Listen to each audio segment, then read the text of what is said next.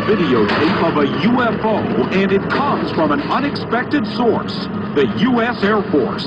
The government has more information than it is generally willing to reveal to the public. This is no home video. These pictures were taken by a sophisticated military tracking system, and it's got operators baffled. What the hell is it? I don't know. Exclusive, the Air Force UFO. Now, a new UFO mystery over the Nevada desert, and this time, pictures of the strange objects were captured by none other than the U.S. Air Force. What the hell is it? I don't know. These are the secret images captured by a state-of-the-art military radar tracking system. Images which raise new questions about the U.S. military's knowledge of UFOs. Where'd it come from? It might look like a home video, but the numbers burned into the screen are actually high-tech computer-generated coordinates, like something out of Star Trek. That's how radar operators can tell exactly where the object is and how fast it's going. This is sort of a Nintendo game for adults who are playing serious games. These videos were recorded near Nellis Air Force Base in Nevada, home of the infamous UFO hotspot known as Area 51. This is where top-secret military aircraft are designed and tested, and even though the Pentagon denies it, some say it's where the U.S. government secretly investigates UFOs. People need to know that this does exist. Sightings are occurring more and more.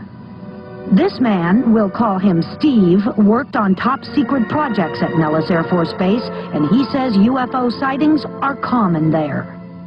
This wasn't the first time I've seen the videos. I've seen other videos that are similar to this. It just led to the validity of what I already believe. They're here. The first of two videos obtained exclusively by hard copy shows a tiny dot over the horizon. Radar operators are having a hard time figuring out what it is. It fires this unknown object, aircraft sometimes. It seems to be hovering there. Look at the readout in the upper right-hand corner. It says the object being tracked is over 10,000 meters away. That's about 6.5 miles. Whatever it is, it's solid and large enough to spike the radar return.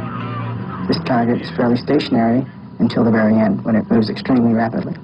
It must have a fairly large radar cross-section to return the signal back. That's why I believe the object was fairly large. A second video from Nellis Air Force Base. This time, the target moves slowly above the horizon. Once again, radar operators have no clue what they're looking at. They're familiar with all types of military targets. This very much surprised them. They're very much trying to figure out what type of targets these are. We asked Chuck DeCaro, a nationally recognized expert on military technology, to take a look at the tapes. There are many possibilities there. If you can eliminate all those possibilities, then you come up with some technology that is unknown. And that would be a very big story. Hard copy had one of the Air Force tapes digitally enhanced. The result? There are no wings or rotor blades visible on this craft. But is it a visitor from outer space, or could it be a classified military project, a high-tech flying object hatched from Area 51? The government has more information than it is generally willing to reveal to the public. Another look at the secret Air Force tape. Notice how the object continues upward and seems to change shape. The object might be a weather balloon buffeted by the wind, or the transformation could be attributed to a reflection. Rich Terrell is an astronomer and an expert in optics. Under those lighting circumstances, you get reflections, you get different changes in the way an object will appear without it ever changing shape. It's just the lighting that's changing. But Steve insists that there is more to this video than meets the eye.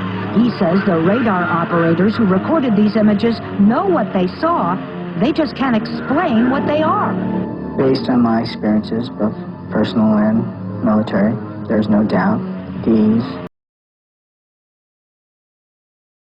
alien systems exist. No surprise when we tried to contact authorities for an official response, both Nellis Air Force Base and the Pentagon declined to comment.